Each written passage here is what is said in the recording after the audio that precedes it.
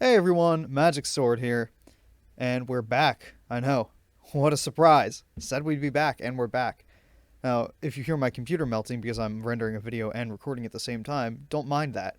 Just pay attention to the pretty cards for Demon Hunter. So, let's start with Double Jump. 1 mana spell, draw an Outcast card from your deck. Yeah, Tutoring Outcast is strong. This is probably going to see play if you run over some number of Outcast cards. I don't know what that number is, but I'm pretty sure Demon Hunter just kind of naturally hits it. Guaranteed Outcast if you draw a playable one. So it's really good cycle because you cycle into Outcast, then you play it, and potentially that's Skull, so you get even more draw, and it just snowballs. The only issue is that this is a 1-cost card that isn't really good early. Um, don't love those. I think a lot of good 1-drops are playable early and late. You know, like the one that 1 mana spell that lets you discover a mech, but if it's Omega Assembly, right? But if it's 10, you get to get all of the discover options, right? Things like that. I like to see that in these games, but for Demon Hunter, I think that matters not so much. You know, you're trying to go for tempo anyway, so you're going to probably want this even in the mid game. It's viable, so hopefully your deck doesn't just screw you with the draws. But this is definitely going to see play, I think. Next we have Fel Guardians. So my initial thought was you go wide already, so this might work. But the fact that it's an in-hand effect makes me nervous. Oh, I'm sorry, I didn't read it. It's a 7-mana Demon Hunter spell. Summon 3 1/2 demons with taunt. Cost 1 less whenever a friendly minion dies. So, immediate comparison to Corridor Creeper, right?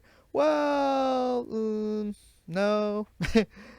So, it's hard to justify keeping this early, and it's potentially hard to discount later. Corridor Creeper you could totally keep early, just because everything's dying, right? You play a guy, they both die, discounts it by 2. In this case, that only discounts it by 1. This has about the same stats as Corridor Creeper. It's 1 more health for 1 less attack. I'm talking about unnerfed. Or no, I'm sorry. It's 1 more attack and health. But unnerfed Corridor Creeper, remember that? 5/5? Holy crap. Right? That was an insta-keep. I think this is just clunkier because I guess twice as hard to get that discount, right? This is only good if you play it on 3 or less. Otherwise, you're overpaying, and even 3 is like what I would expect. You know, if there were a 3-mana card that was like summon 3 1/2s with taunt, I'd be like, yeah, that sounds right. you know, I remember back in Kobolds and Catacombs, I was the only person basically who saw Corridor, not literally, but I saw Corridor Creeper, and I was like, that is busted. You cannot print that card, right? And then it was, and I felt good about myself. So hopefully I'm not a total idiot with this sort of thing with Fel Guardians. I hope I'm not totally off base this time, predicting Corridor Creeper but thinking this is bad. I don't know. I think that this is probably not that good. I don't know. We'll see. Blood Herald. Next card. Also don't think this is very good, by the way, but it is a Demon Hunter dual class. Maybe it works better in Hunter. I don't know. Whenever a friendly minion dies while this is in your hand, gain +1/+1. Yeah, another hand buffing must be in hand to actually work card. Because in Demon Hunter you already don't have enough 5-drops clogging your hand. I think this is too slow for Demon Hunter.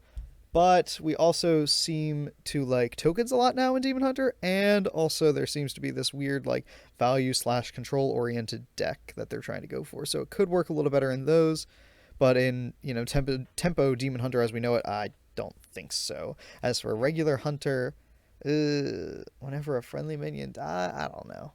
I think again it's still just a little too slow because you want at least 5 things to die for this to be playable, right? Otherwise, you're just kind of wasting your time running it. And realistically, you'll probably want 6 or more. So, I don't know. I think that's very greedy and too slow for what it is. Because, again, it's nice that you summoned a nice body, but, like, so many things can just remove it immediately. Onto the other end of the spectrum here, we have something that's super fast and hits super hard. Demon Companion. 1 mana Demon Hunter spell. Demon Hunter/Hunter spell, actually. This is a bit more Demon Hunter than Hunter in my opinion, but it is summon a random demon companion.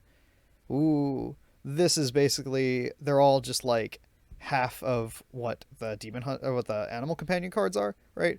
So, they're slightly stronger than what a 1-drop should be, where animal companions are slightly stronger than what a 3-drop should be. The biggest difference for me is that the Liak equivalent is probably the best one, just because it's 1 mana, right? Like when you get Liak for 3 mana, you're kind of like, oh, I want a tougher. But when you get Liak for 1 mana, you're like, oh, 1 mana, 6 damage, right? Like you go full caveman on their face, right?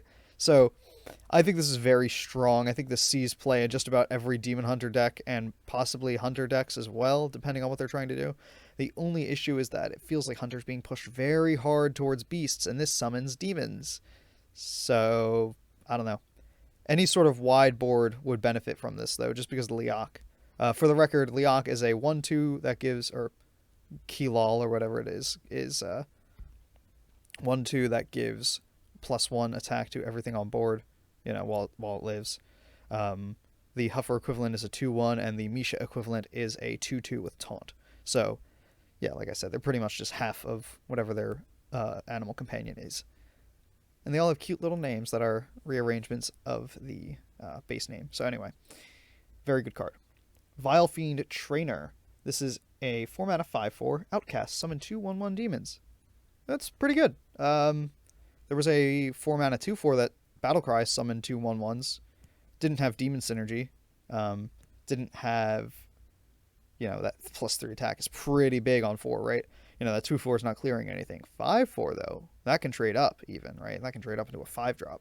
So this is a pretty good card. It's a good outcast effect. It fits this like wide board synergy that we've this wide board theme that Demon Hunter seems to be going for. So this overall looks like a strong card given what they're trying to make Demon Hunter do right now.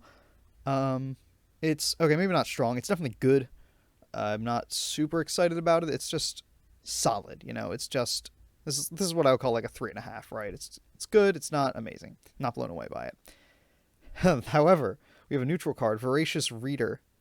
Holy crap! 2 mana 1/3. At the end of your turn, draw until you have 3 cards. It is Jeeves time, except only for you, and cheaper because you don't care about your opponent that much. This is the Jeeves effect on a 2 mana body, and it has 1 less health. That's the only difference. For 2 mana cheaper, it has 1 less health. That's how much the game has increased power. I mean, there are just so many ways to remove a 1/3, right? A 1/4, that's actually a pretty significant break point, generally speaking. So, I kind of get it. But, like, if you get this down on 1 turn, they're gonna clear it immediately. But if you have a 2 mana 1/3 that they have to use removal for, and also you drew, like, even just 1 card with it, that's really good, Compare that to, like, a Loot Hoarder, I guess, right? I don't know. It's definitely going, because Loot Hoarder sees play, I think this will see play, same reasoning, right? But this is definitely skewed towards more aggressive decks, of course, because you want to be out of cards when you play it. I think it'll see play for sure. Next, we have Manafeeder Panthara. This is another neutral minion. It is Battlecry. If you've used your hero power this turn, draw a card.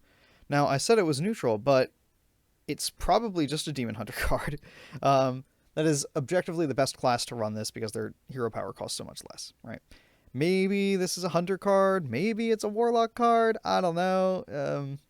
This works pretty effectively in any sort of aggressive deck that otherwise would lack card draw and would be afraid of running out because you're generally just kind of using your hero power anyway, and then you are drawing an additional card without really losing tempo because it's 2 mana 2/3, right? And it's a beast, so it has that extra demon or regular hunter, if you will, synergy. So I think that's probably the next best bet behind Demon Hunter for this. You'll probably see it in that wide beast deck that we talked about in the previous video. So yeah, that about covers that one. That's everything that was revealed in the Demon Hunter class. Next up, we are going to do Priest and Warlock, I believe I've paired together. I forget exactly how I've grouped them, but you'll definitely see Priest soon. You'll definitely see them all today. So if it's not right the next video, you'll see it shortly thereafter. So anyway, check out all my socials. Make sure you keep glued to this channel as we upload more videos, and make sure you have a good day.